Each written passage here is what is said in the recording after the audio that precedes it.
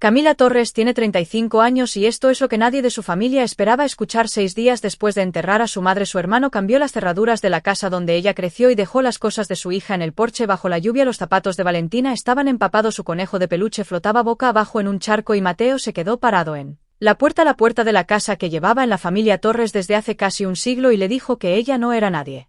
La tierra se queda con el hijo varón, le dijo. Las mujeres se casan y se van, deberías haberlo aprendido hace mucho tiempo. Dijo más cosas, dijo que esperaba que disfrutara quedarse sin techo, dijo que se había asegurado de que ella no recibiera nada, pero Mateo no contaba con algo. Había una sección final en el testamento y cuando el abogado la leyó en voz alta cuando anunció el patrimonio de Camila frente a una sala llena de gente que había pasado toda su vida llamándola la hija sobrante, su hermano cayó al suelo.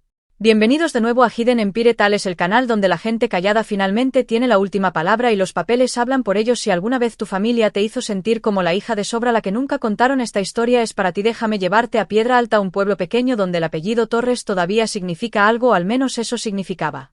Piedra Alta está junto al río donde la gente conoce el nombre de tu abuelo y también conoce cuánto debes en el banco. Los Torres ayudaron a construir la mitad de las casas del pueblo. El bisabuelo de Camila fundó el taller Torres e Hijo en 1947 y el letrero de madera tallada todavía cuelga en la calle principal. El padre de Camila, Antonio, manejó ese taller durante 31 años. Era bueno con las manos y muy duro con sus hijas, digo hijas, pero solo había una Camila ahí.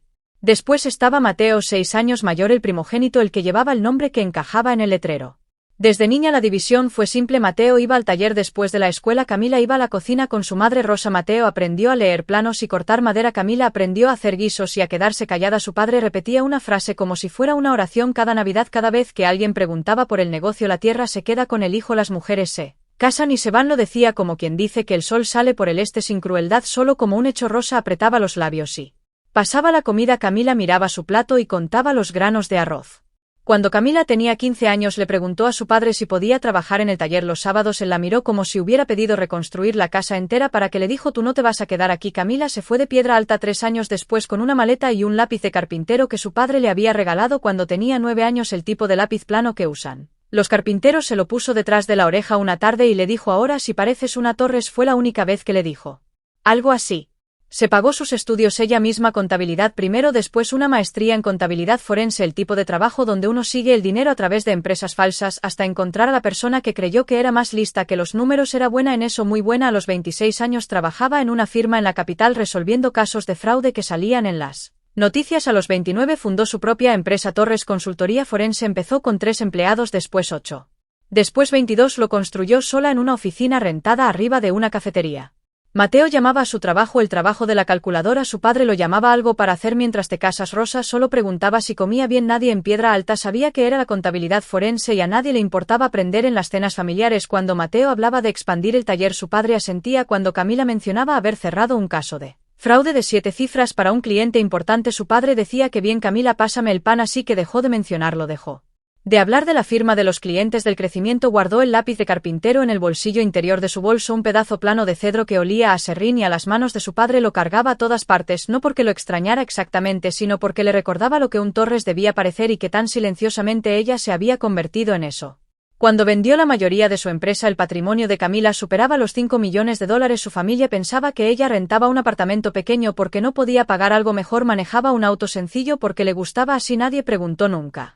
Su padre murió 14 meses atrás, un infarto. Estaba parado frente a la máquina cepilladora en el taller un martes por la mañana, pasando una tabla de roble blanco por las cuchillas y su corazón simplemente se detuvo. Los paramédicos dijeron que ya se había ido antes de tocar el suelo. Camila recibió la llamada en su escritorio en la capital. Su socia Gwen la llevó al pueblo, porque sus manos no dejaban de temblar lo suficiente para manejar. Cuando llegó Mateo ya estaba recibiendo condolencias en la sala, estrechando manos de hombres del club social. Se había puesto un traje, parecía un hombre que llevaba toda la vida ensayando ese papel.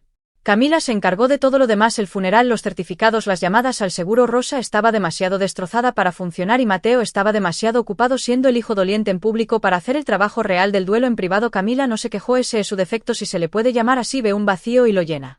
Después del funeral notó algo. Rosa tuvo una reunión con Ricardo Fuentes, el abogado de la familia. Fue sola, volvió más callada de lo normal, pero más firme, como alguien que había tomado una decisión. Los asuntos de tu padre son complicados, dijo Rosa. Fuentes lo está resolviendo. Camila no insistió, debió haberlo hecho, pero tenía a Valentina que cuidar y una empresa que dirigir y una madre que parecía querer cargar esto sola, así que la dejó.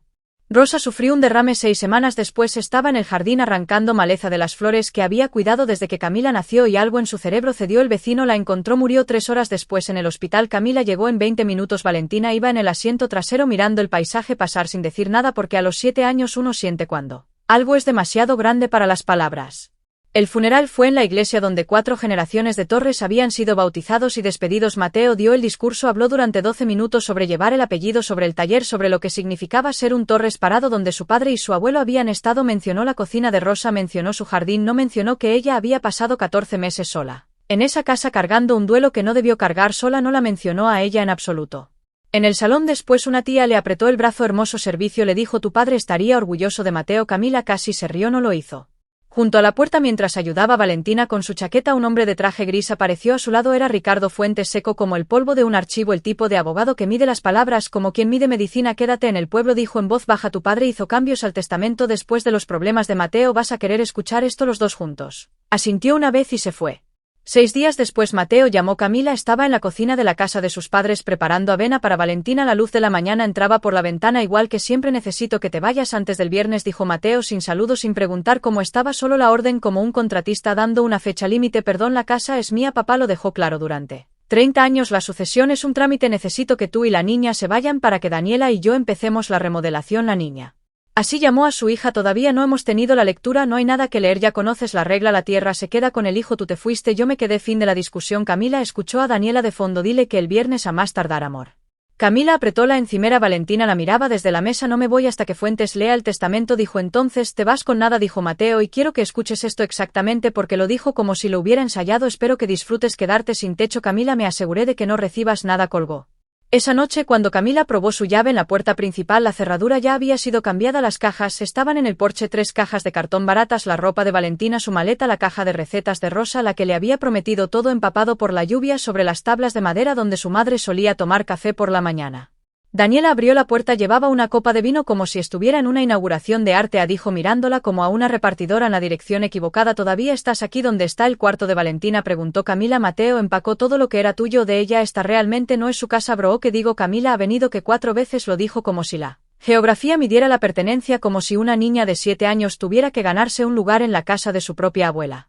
Algo se cerró detrás de las costillas de Camila. No era enojo, era claridad. Cargó las cajas al auto, abrochó a Valentina en su asiento, después regresó al porche. Puedes quedarte con las cerraduras, dijo. Puedes quedarte con cada cuarto de esta casa, pero no vas a volver a hablar de mi hija ni conmigo, ni con Mateo, ni con nadie en este pueblo. Eso no es una petición. La sonrisa de Daniela se apagó, dio un paso atrás y cerró la puerta. Terminaron en un motel junto a la carretera, $49 la noche, 2 camas, una ventana que daba al estacionamiento. Valentina pensó que era una aventura. Camila se sentó al borde de la cama mirando su teléfono. Tenía un condominio en la capital, tenía una vida buena y podía empacar a Valentina y manejar 2 horas y no volver a pisar piedra alta nunca. Pero Fuentes había dicho quédate, tu padre hizo cambios y su madre se había reunido con él sola y había vuelto como alguien que había soltado algo que cargaba hacía décadas.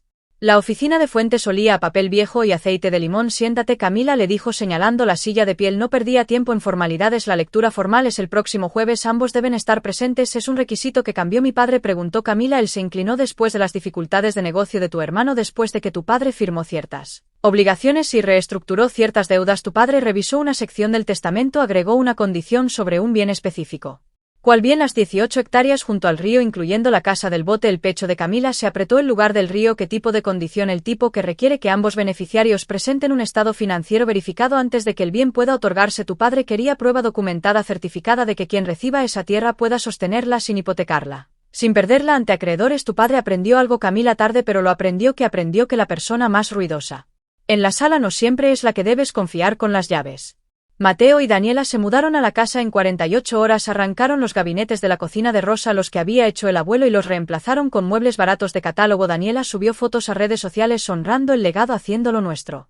Camila pasó por el taller un lunes y vio un letrero pegado a la ventana: venta de liquidación, herramientas y equipo, todo debe irse. Las herramientas de su padre, las gubias, los cepillos de mano, 30 años de acero, cuidado, cada pieza aceitada, colgada en orden. Mateo las estaba vendiendo como chatarra de garaje. Se estacionó al otro lado de la calle 10 minutos viendo a extraños salir con los cinceles de su padre en bolsas de plástico. Entonces lo vio empujado contra la pared trasera detrás de una pila de madera sobrante la caja de herramientas de su padre, la vieja caja verde con la tapa abollada y el broche de bronce. El testamento la dejaba específicamente para ella. Entró Mateo, estaba contando dinero en el mostrador. No eres bienvenida aquí, esa caja es mía, dijo Camila. El testamento la menciónalo. ¿Sabes? Él se encogió de hombros. Llévatela, es basura de todos modos, igual que todo lo que él te dejó. La caja pesaba más de lo esperado, la cargó al auto. Algo se movió adentro, un raspado metálico como un objeto deslizándose contra el forro de lata. No la abrió todavía. Quiero pausar aquí porque sé que algunos de ustedes han cargado una caja así, lo único que un padre les dejó mientras alguien más se quedaba con la casa. Si eres tú, cuéntame en los comentarios qué había en tu caja. Un anillo, una Biblia, unas tijeras de costura. Quiero escucharlo, y si esta historia te está llegando, suscríbete para que el algoritmo deje de esconderla. Ahora sigamos con esa caja de herramientas y la mujer que apareció en la puerta del motel 3 días después. Su tía Elena llegó al motel un miércoles sin avisar con un tupper de sopa y una agenda propia. Me enteré de lo de la casa, dijo sentándose en el borde de la cama. Sé que se siente injusto, pero así ha sido siempre. El padre de tu padre hizo lo mismo, mi padre hizo lo mismo. Los hijos se quedan con la tierra, las hijas se casan y se van. Ahí estaba el catecismo familiar directo del libro de Antonio Torres. Elena, no estoy casada, dijo Camila. Tengo una hija de 7 años durmiendo en un motel porque mi hermano tiró nuestras cosas a la lluvia y eso es terrible, pero pelear solo va a empeorar las cosas. Yo cedí mi parte de la granja de tu abuelo, 40 hectáreas, se las di a mi hermano porque eso era lo que se esperaba y sabes que sobreviví. Tú también vas a sobrevivir, lo dijo como si sobrevivir fuera el techo más alto al que una mujer podía aspirar. ¿Querías esas 40 hectáreas, Elena?, preguntó Camila. Ella parpadeó por medio segundo. Algo honesto cruzó su cara. No importa lo que quería, dijo. Importa lo que funciona. Esa noche antes de la lectura, Camila finalmente abrió la caja de herramientas. Valentina dormía adentro, un serrucho pequeño, un cepillo, un juego de compases y debajo empujados contra el forro como si alguien los hubiera puesto ahí a propósito. 3 cosas que cambiaron todo. La primera era el lápiz de carpintero recién afilado y en el lado plano grabado con la letra apretada de su padre. Ad para CB Antonio Torres, para Camila Torres, una flecha, una transferencia, como si estuviera pasando algo hacia adelante. La segunda era una llave de bronce, la misma forma que la de su llavero de cuero agrietado, la que ya no abría la puerta principal, pero esta llave era diferente, más pequeña, más vieja, tenía una etiqueta metálica amarrada. Casa del bote, hectáreas del río. No era la llave de la casa, nunca fue la llave de la casa, era la llave de la casa del bote en las 18 hectáreas junto al río, el lugar donde su padre la llevaba a pescar, el lugar que Valentina llamaba el lugar del río. La tercera era un documento doblado, un aviso de gravamen del banco, una segunda hipoteca sobre la casa fechada hace 3 años por $340.000, la firma de su padre. Al final, en el margen con lápiz había escrito 7 palabras: Camila, pregúntale a Fuentes sobre las hectáreas del río. Lo leyó 2 veces, llamó a Fuentes a las 11 de la noche. ¿Encontraste el aviso de gravamen?, dijo él. No era pregunta. 340.000, dijo Camila. Sobre la casa. Tu padre tomó una segunda hipoteca hace 3 años para cubrir las deudas de tu hermano. El negocio de Mateo colapsó, se había endeudado con prestamistas privados a tasas depredadoras, se enfrentaba a bancarrota personal. Tu padre cofirmó los préstamos originales y después refinanció todo contra la casa para consolidar.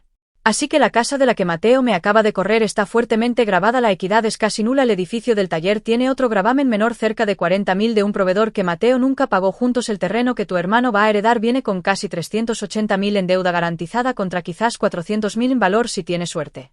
Camila miró el aviso en su mano, la letra de su padre en el margen y las hectáreas del río. Las 18 hectáreas junto al río son el único bien sin gravámenes en todo el patrimonio, sin hipotecas, sin deudas, valor actual aproximadamente $1.100.000. Tu padre sabía que si se lo dejaba directamente a Mateo estaría hipotecado en un año, por eso agregó la condición: ambos hijos presentan estados financieros verificados y la tierra pasa a quien pueda demostrar la capacidad de sostenerla. Libre de deuda. Control desde la tumba, dijo Camila. Conocía el término exacto. Es legal. Fuentes respondió. Los tribunales de sucesión lo respaldan de forma rutinaria. Tu padre aprendió algo, Camila, por las malas, pero lo aprendió. Fuentes llamó a ambos la mañana siguiente para explicar el requisito. La reacción de Mateo fue inmediata y ruidosa. Un estado financiero, bien feliz de hacerlo. No tengo nada que esconder. Si tenía algo que esconder, tenía 380.000 razones para esconder algo, pero Mateo había pasado toda su vida creyendo que la confianza era lo mismo que la competencia. Entregó su declaración al mediodía. Después la llamó. Ya entregué mis papeles, dijo con la sonrisa audible en la voz. La tierra es mía. Para mañana en la noche me quedé, dirigí el taller, cargué el nombre. Un papel no va a cambiar. 30 años de que papá le dijera a todo el pueblo quién era su heredero. Trae tu recibito de sueldo o lo que sea que archiven ustedes los de la calculadora. No importa la condición de papá, era un formalismo. Sabía que iba a calificar.